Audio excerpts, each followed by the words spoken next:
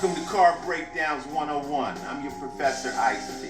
If your car is out of warranty, a car breakdown could eat you alive. Look at that car. The transmission alone could cost you $3,000. And that engine? How much do you love your kidneys? Don't even get me started on the computer system. That's a small fortune. Do what I did and call Car Shield. They get expensive car repairs taken care of so you don't have to. Class dismissed.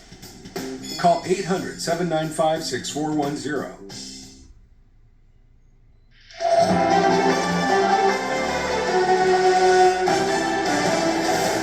Monday's closes lower the grains, higher in livestock. Arlen Suderman is joining us with analysis. Well, soybeans were the loss leader in the grain trade on Monday. So, Arlen, was that hangover from the China talks, or was Argentina lowering their export tax? Yes, both have to be involved. I don't think you can look at one without the other. Realizing that we may have lost the Chinese business certainly sets the table then for what Argentina did over the weekend, really Sunday night and Monday morning, in declaring a tax holiday. That comes to about $3 per bushel for their soybeans, about 50 cents a bushel for corn, for example. Taxes that won't be collected, therefore exporters can sell it at a cheaper price on the world market. They're trying to generate dollars to pay off their dollar-denominated debt, Argentina is. So once they reach $7 billion received, that means that the program is off. And so therefore exporters are really going to focus on soybeans and the soybean complex because of the higher value of that complex in order to get it. So that's where the greatest hurt is going to be. So did corn and wheat also trade that news, or did they just follow soybeans lower? They're trading that news as well because they're also involved in that tax holiday. Implications are more for the soybean complex, but we'll see some impact on corn. I mean, reduce Argentine corn prices 50 cents a bushel. That'll compete in some of our markets where we've been selling. Obviously, we're not going to lose the Mexico business, at least in any significance. But it's soybeans where it's really going to be felt the most. And we saw cattle soar. We actually had some limit up moves in feeders on the New World screwworm news. How much higher do we go? Can we retest the highs? Ultimately, it's up to the cash market now, the rest of the week, I think. But Mexico does say that they caught this animal that had been brought up from the north with just the larvae in it, that there are no adults. So they say it's not an increased threat at this point. But I think it's a wake-up call for Secretary Rollins, and I think she'll be reluctant to open the border anytime soon.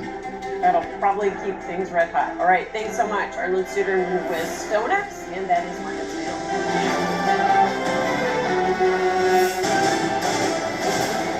I'm meteorologist Alyssa Heilman, starting with a check of your drought monitor updated last week, and we're getting again a check of how those drought conditions have changed over the past week. The biggest changes that we have seen are in portions of the northeastern United States here, zooming in specifically Maine as well as into portions of New Hampshire, a little bit into Vermont, seeing an increase in the red, which is that extreme drought condition. So worsening drought in portions of the Northeast, and even expanding some of that orange, which is that severe drought, now going to portions of the South and a little bit into the Midwest as well. Also seeing an increase in the red there, portions of Tennessee, Kentucky, into Missouri, and also down into Arkansas, more of that extreme drought around. So in Tuscarawas County. Summer long, as the western portions of the United States, and seeing a good amount of the extreme and exceptional, especially down into the southwest there. And then we've recently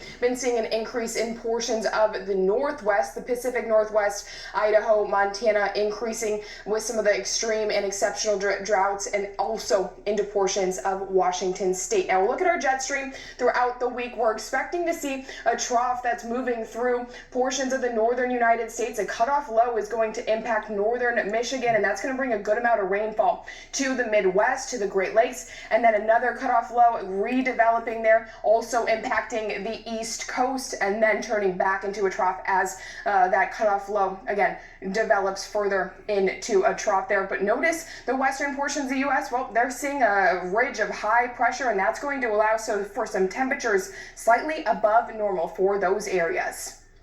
Lusk, Wyoming, high of 67, low of 45. Camden, Tennessee, high of 81, low of 67. And Freeport, Florida, high of 91 degrees with a low of 70. Beef on dairy is on the rise, but what can producers do to protect those calves from liver abscesses? The latest research next.